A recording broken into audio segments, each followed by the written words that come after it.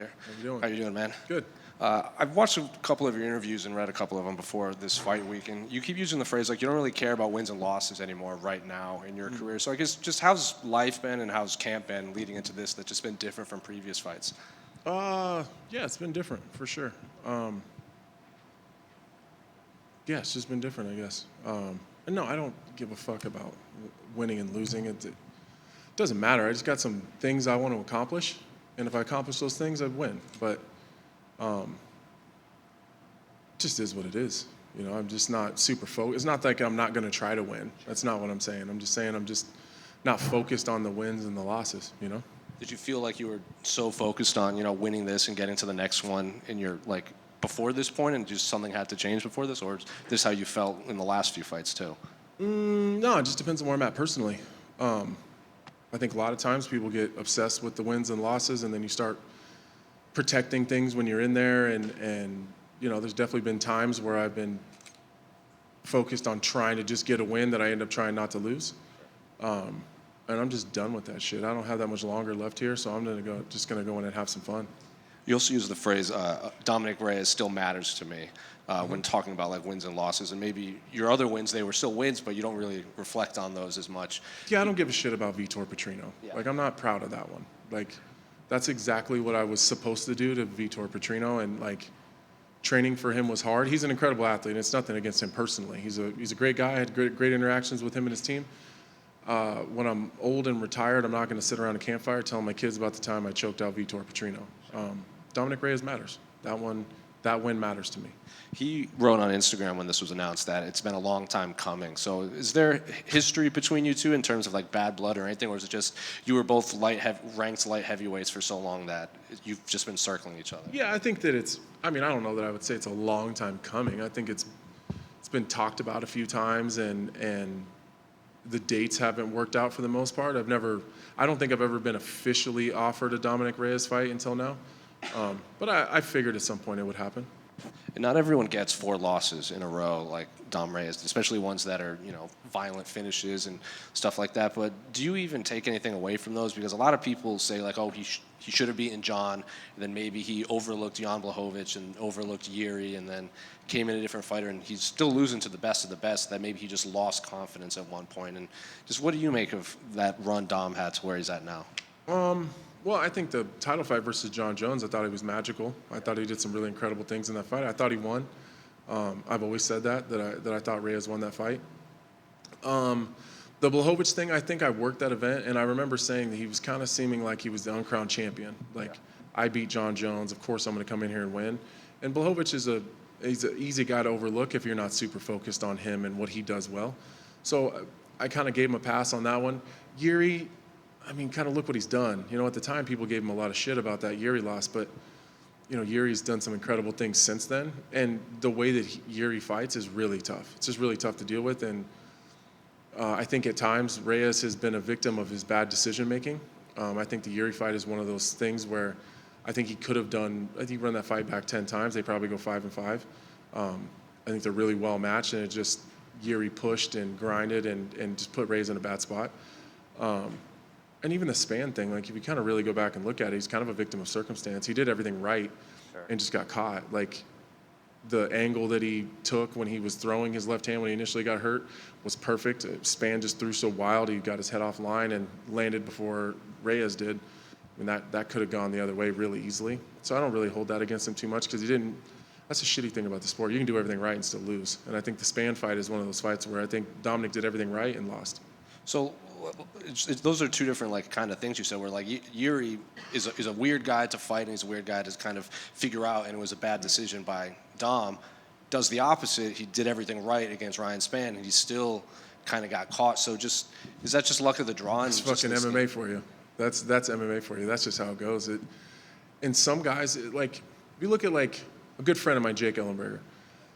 He had an incredible run, and sometimes some shit would just go crazy and haywire, and he'd end up on the right side. Did he get his foot stuck in a cage? Yeah, well, but even leading up to that, like when he was getting close to a title fight, like he'd be in these chaotic situations and things would just go his way.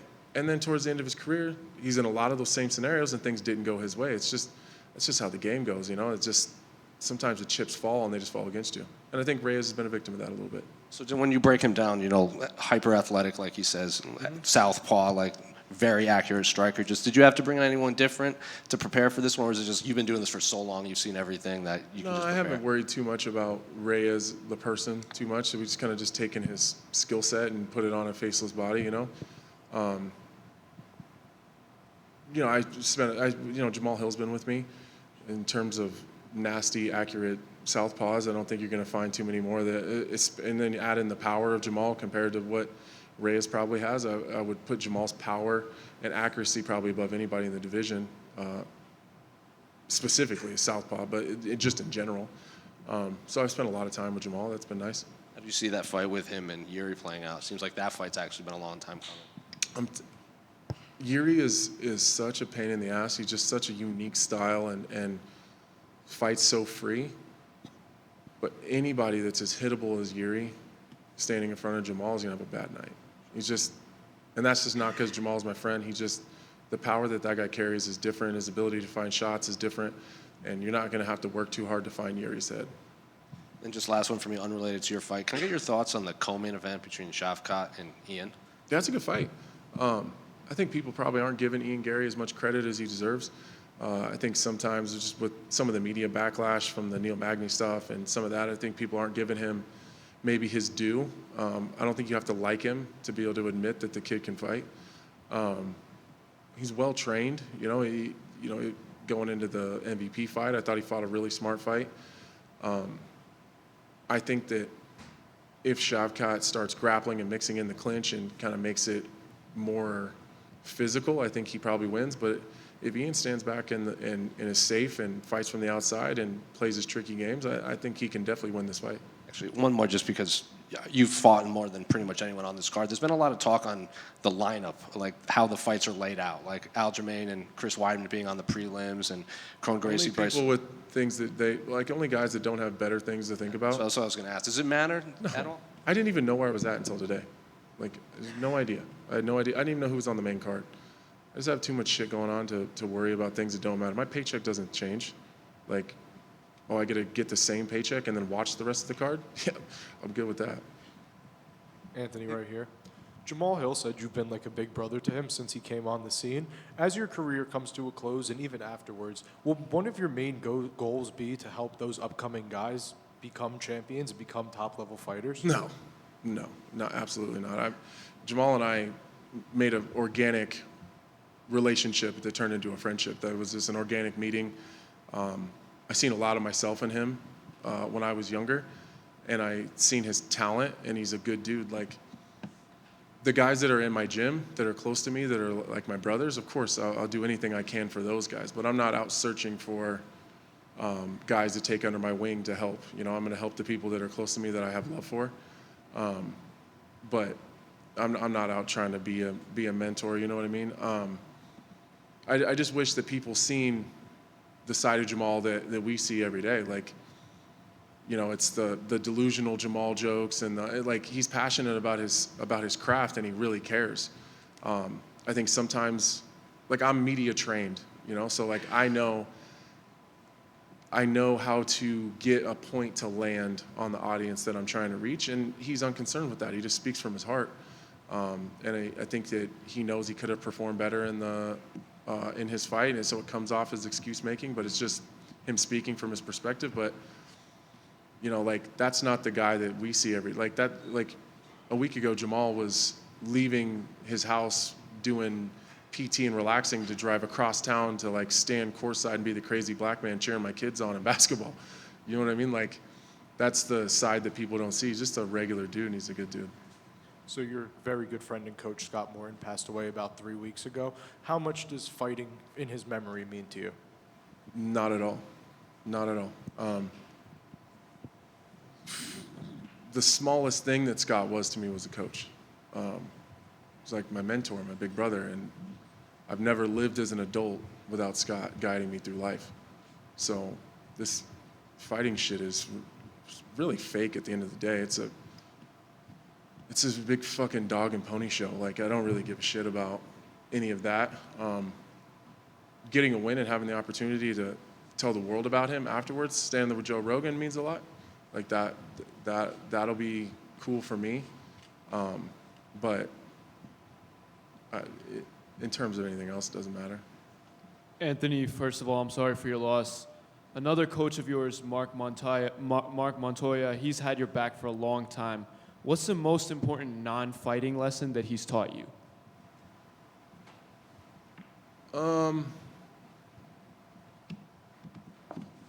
I don't know.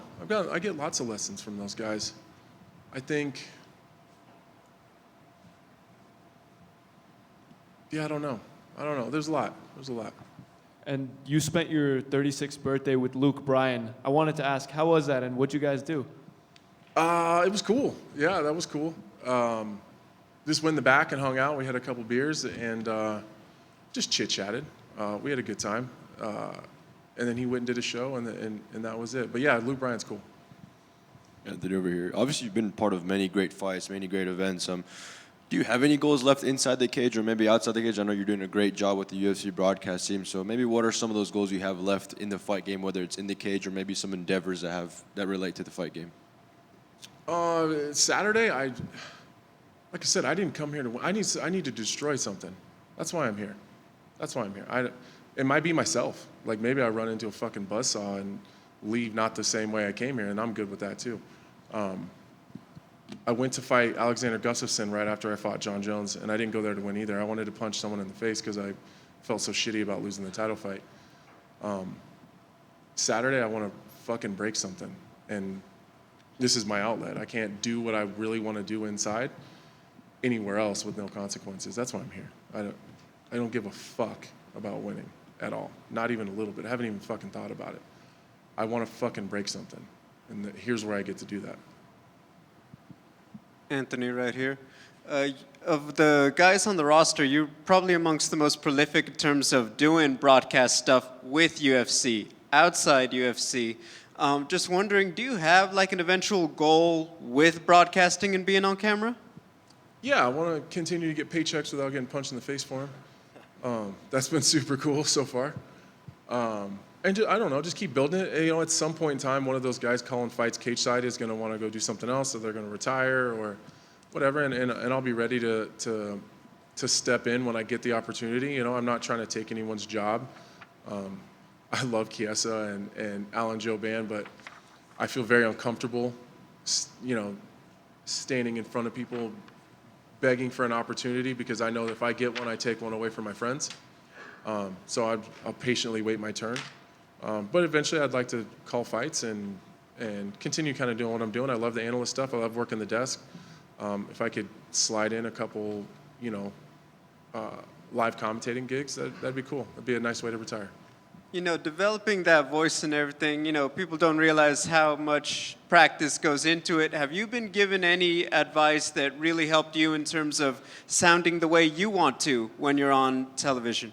So my boss here at the UFC, my boss at ESPN, it's Zach Candido and Glenn Jacobs, do a really good job of just helping me figure out who I am as an analyst. I think that's really what it comes down to, is figuring out what position do you play. Like I can't do what DC and Bisping do. They're great analysts, but they're also entertainers and they're promoters. You know, they can do what I do, but they can also sell fights, and they can, like, DC and Bisping can make you buy shit that you don't want. They're just very, very good at it. They're salesmen and they're legends, so they come in with built-in credibility. So like they just do something that I can't do. Like I'm not the entertainer, I'm not the funny guy, I'm not, like, I can't sell you something, but I can absolutely tell you, if you're already going to buy it, why it's going to be important, you know, and the things that are going to happen. So I had to figure out who I was as an analyst first and be okay with that. It's tough, like when you're sitting at a desk with Bisping or DC, like their personalities are so big, sometimes you feel like you get lost a little bit, but you just have to be confident in who you are and what your role is in that situation. So they've done a really good job of helping me with that. And then a lot of it's just experience and, I don't know, just following along the conversation. I think sometimes, even as interviewers or whatever your job in media is, sometimes like you have your questions you want to ask or things you want to talk about. So like you ask it, you get the answer, and then you go to the next one. Like I've done a better job of listening for the response and then creating an organic conversation as it follows. And sometimes you don't get to the questions that you want, but you may have ended up with a better organic interaction with that person. So it's just a time thing. For the record, we see that it's definitely paid off, man. Thank you very much. Thanks, guys.